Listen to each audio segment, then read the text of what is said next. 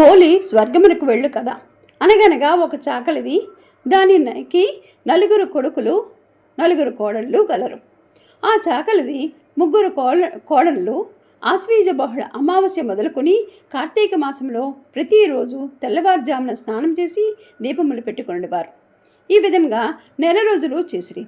తర్వాత కార్తీక బహుళ అమావాస్య నాడు తెల్లవారుజామున లేచి కడసారపు కోడలతో మేము స్నానమునకు వెళుచున్నాము, మేము వచ్చే వరకు ఇంటి వద్ద జాగ్రత్తగా ఉండవలసిందిగా అని చెప్పి చాకలిది 3 కోడలను తీసుకుని స్నానమునకు వెళ్ళిరి. అప్పుడు చిన్న కోడలు లేచి చల్ల చేసి కవ్వమునకు అంటుకున్న వెన్న ఊడ్చుకొని పత్తి చెట్టు కింద పడి ఉన్న ఒక పత్తి కాడ తెచ్చుకొని బొత్తి చేసి నూతి వద్ద స్నానం చేసి దీపం వెలిగించి అత్తగారు చూడకుండా ఎండడుకు ఆ దీపం మీద చాకలి బాణమూత వేసినది. అప్పుడు దానికి ఆకాశం నుండి విమానం వచ్చినది.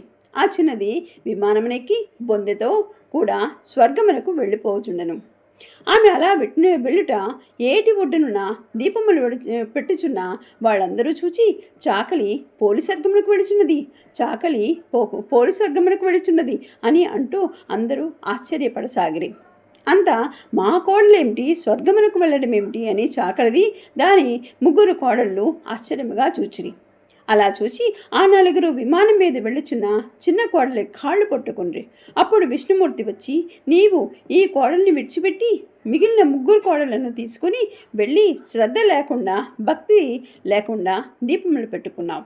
ఈమె శ్రద్ధాభక్తులతో పెట్టుకుంది కాబట్టి దీనికి బొందెతో స్వర్గమునిచ్చినాను, నీవు అడవుల పాలైపోము అని శాపం పెట్టి వెళ్ళిపోయాను. ఈ కథ చెప్పి అక్షంతలు వేసుకున్నాను. దీనికి ఉద్యాపనము లేదు. ఓం నమః శివాయ.